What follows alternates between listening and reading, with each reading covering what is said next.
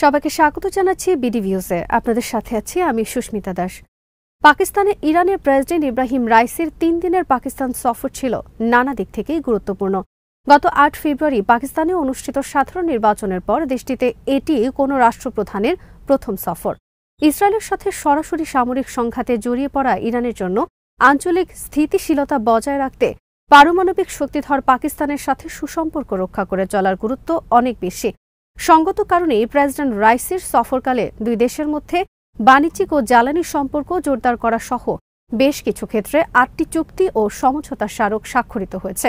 কিন্তু ইরান ও পাকিস্তানের মধ্যে এই ঘনিষ্ঠতাকে মোটেই ভালো চোখে দেখছে না যুক্তরাষ্ট্র। বাইডেন প্রশাসন ইরানের সাথে নতুন করে চুক্তি স্বাক্ষরের জন্য পাকিস্তানকে কঠোর পরিণতি ভোগ করার হুমকি দিয়েছে। বিস্তারিত থাকছে মোতালেব জামালির প্রতিবেদনে।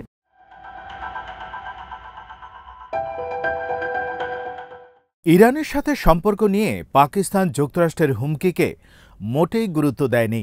দেশটি বরং ইরানের সাথে সম্পর্ককে আরও ঘনিষ্ঠ করার কথাই বলেছে। চীন ও রাশিয়ার সাথে মিলে ইরান যখন বিশ্বে যুক্তরাষ্ট্রের আধিপত্য খর্ব করার চেষ্টা করছে, সেই সময় ইরানের সাথে দীর্ঘদিনের মার্কিন মিত্র পাকিস্তানের ঘনিষ্ঠ সম্পর্ক গড়ার উদ্যোগকে ওয়াশিংটনকে বড় ধরনের ধাক্কা দিয়েছে বলে মনে করছেন বিশ্লেষকরা।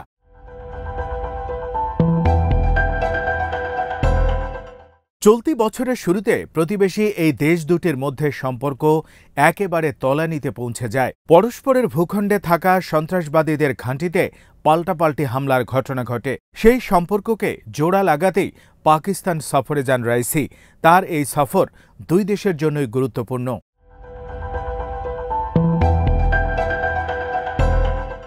সিরিয়ার রাজধানী দামেস্কে ইরানি কনসুলেটে গত ১ এপ্রিল ইসরায়েলি হামলায় রেভলিউশনারি গার্ডের একজন সিনিয়র জেনারেল সহ ১৬ জন নিহত হন। এই হামলার প্রতিশোধ নিতে গত ১৩ এপ্রিল ইসরায়েলে ৩ শতাধিক ড্রোন ও মিসাইল হামলা চালায় ইরান। এরপর ইরানের প্রেসিডেন্টের এটাই প্রথম বিদেশ সফর। অন্যদিকে পাকিস্তানের ৮ই ফেব্রুয়ারি নির্বাচনের মাধ্যমে মুসলিম লীগ নেতা শাহবাজ শরীফের নেতৃত্বে নতুন জোট সরকার ক্ষমতায় আসার পর কোনো বিদেশি রাষ্ট্রপ্রধানের এটাই প্রথম পাকিস্তান সফর।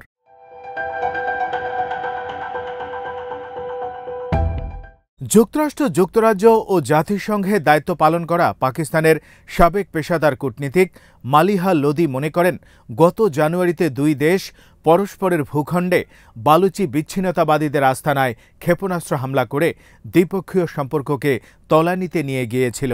দুই দেশই পরস্পরের বিরুদ্ধে অভিযোগ করেছিল তারা উভয় দেশে থাকা বালুচ বিচ্ছিন্নতাবাদী গোষ্ঠীকে আশ্রয় দিচ্ছে। প্রেসিডেন্ট রাইসির এই সফর সেই তিক্ততাকে দূর করে দুই দেশের সম্পর্ককে আবারও একটি নতুন মাত্রা দিয়েছে, যার খুবই প্রয়োজন ছিল। এই সফর দুই প্রতিবেশী দেশের মধ্যকার সম্পর্ককে আবারও স্বাভাবিক করে তুলেছে। কৌশলগত এই পদক্ষেপটি ইতিবাচক হয়েছে দুই দেশের জন্যই।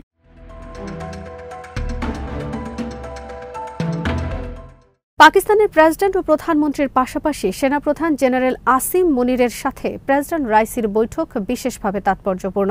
এই বৈঠকে সীমান্ত নিরাপত্তা সহ বিভিন্ন ইস্যু নিয়ে আলোচনায় পাকিস্তান ইরান সীমান্তকে শান্তি ও বন্ধুত্বের সীমান্ত হিসেবে অভিহিত করেন সেনাপ্রধান আসিম মুনির।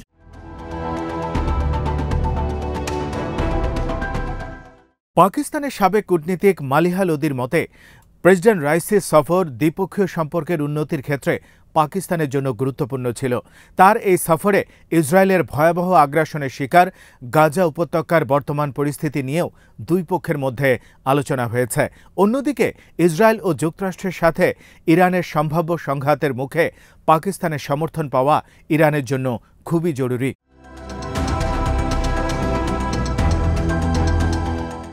২২ এপ্রিল ইসলামাবাদে পৌঁছে প্রেসিডেন্ট ইব্রাহিম রাইসি একটি অনুষ্ঠানে প্রায় ১ ঘণ্টা বক্তব্য দিয়েছেন।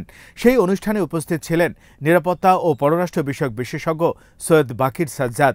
তিনি তুর্কি সংবাদ মাধ্যম টিআরটি ওয়ার্ল্ডকে জানিয়েছেন, রাইসি তার বক্তব্যের পুরো সময়টাই গাজার ভয়াবহ পরিস্থিতি নিয়ে কথা বলেছেন। এর মাধ্যমে রাইসি এটাই বোঝাতে চেয়েছেন যে গাজায় নির্যাতিত, নিপীড়িত ও গণহত্যার শিকার ফিলিস্তিনিদের জন্য আন্তর্জাতিক সমর্থন সংগ্রহের চেষ্টায় নিয়োজিত রয়েছে ইরান।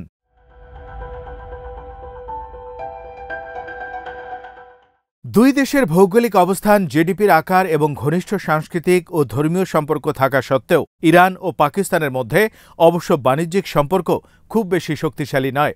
2022 সালে পাকিস্তানের মোট আমদানি করা পণ্যের মাত্র 1.2% এসেছে ইরান থেকে। তবে এই পরিসংখ্যান দিয়ে দুই প্রতিবেশী দেশের মধ্যে বাণিজ্যের প্রকৃত তথ্য পাওয়া যাবে না।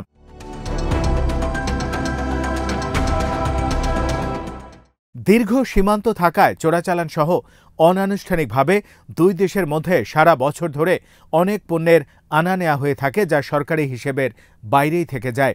অবশ্য ইরানের ওপর পশ্চিমাদের নিষেধাজ্ঞার কারণেও দেশটির সাথে পাকিস্তানের বৃহত্তর বাণিজ্যিক সম্পর্ক গড়ে ওঠেনি। তবে দুই দেশের মধ্যে স্বাক্ষরিত বাণিজ্য চুক্তিতে দ্বিপক্ষীয় বাণিজ্যের পরিমাণ বছরে $10 বিলিয়ন নিয়ে যাওয়ার লক্ষ্য নির্ধারণ করা হয়েছে।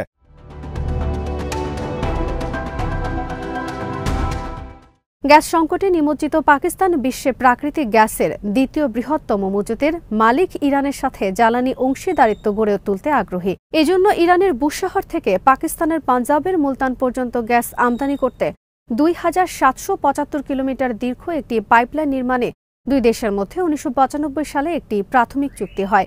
এই পাইপলাইন দিয়ে বছরে সর্বোচ্চ 40 কোটি ঘনফুট গ্যাস সরবরাহ করা হবে।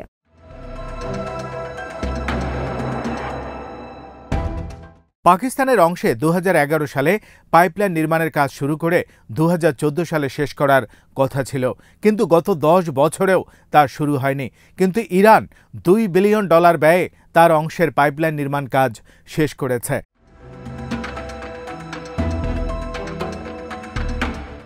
পাকিস্তান পাইপলাইনের কাজ শুরু না করায় আন্তর্জাতিক সালিশ আদালতে অভিযোগ করে ইরান। সেই অভিযোগের কারণে $18 বিলিয়ন জরিমানার মুখে রয়েছে পাকিস্তান। পাকিস্তান অবশ্য পাইপলাইন নির্মাণে বিলম্বের কারণ হিসেবে ইরানের উপর যুক্তরাষ্ট্রের নিষেধাজ্ঞার কথা জানিয়েছে। দুই দেশের মধ্যে এই মেগা প্রকল্প বাস্তবায়নের ঘোর বিরোধী যুক্তরাষ্ট্র।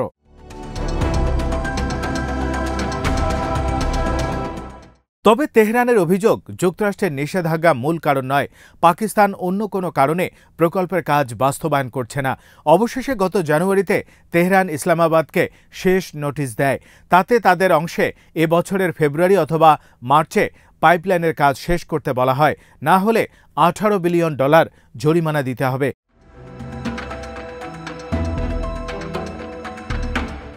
শেষ পর্যন্ত গত মাসে সিদ্ধান্ত নিয়ে এই প্রকল্পের কাজ শুরু করেছে ইসলামাবাদ। প্রকল্পটি 2 বছরের মধ্যে সম্পন্ন হওয়ার কথা রয়েছে। এতে খরচ ধরা হয়েছে 4400 কোটি রুপি। গোয়াদর বন্দর থেকে এই পাইপলাইন নির্মাণ কাজ শুরু হয়েছে। এই পাইপলাইনের ইরানের একটি অংশের সঙ্গে এটা যুক্ত হবে। ইরানের প্রেসিডেন্ট পাকিস্তান সফরে আসার এটাও অন্যতম কারণ।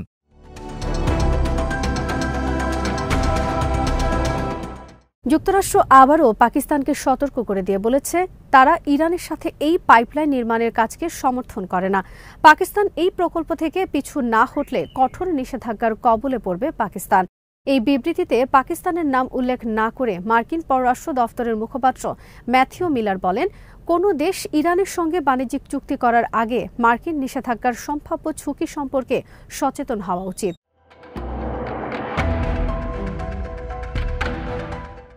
ওয়াশিংটনের সঙ্গে ইসলামাবাদের বাণিজ্য ও অর্থনৈতিক সম্পর্কের বিষয়ে মিলার বলেন, পাকিস্তানের বৃহত্তম রপ্তানি বাজার ও দেশটিতে সবচেয়ে বেশি বিনিয়োগকারী দেশ হল যুক্তরাষ্ট্র। আমরা গত 20 বছর ধরে পাকিস্তানে সবচেয়ে বেশি বিনিয়োগ করেছি। পাকিস্তানের অর্থনৈতিক সাফল্যের সঙ্গে দুই দেশের স্বার্থ জড়িত। আমরা আমাদের এই অংশীদারিত্ব অব্যাহত রাখব, কিন্তু তেহরানের সঙ্গে ইসলামাবাদের ঘনিষ্ঠতা ও দুই দেশের মধ্যে সই হওয়া দ্বিপক্ষীয় চুক্তির কারণে ইসলামাবাদ ওয়াশিংটনের সম্পর্কে ফাটল ধরতে পারে বলে সতর্ক করে দিয়েছেন মিলার।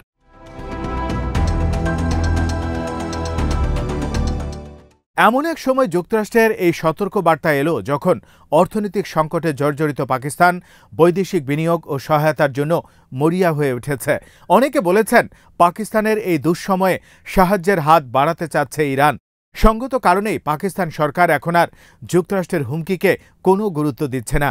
জ্বালানি সংকট ইস্যুটি পাকিস্তানের অর্থনৈতিক ও জাতীয় স্বার্থের সাথে ওতপ্রোতভাবে জড়িত হলেও যুক্তরাষ্ট্র গত 2 দশকে এই বিষয়টির সমাধানে কোনো উদ্যোগ নেয়নি। ফলে ইরানের দিকে মুখ ফেরানোকেই জটিল এই সমস্যা সমাধানের একমাত্র উপায় বলে মনে করে পাকিস্তান।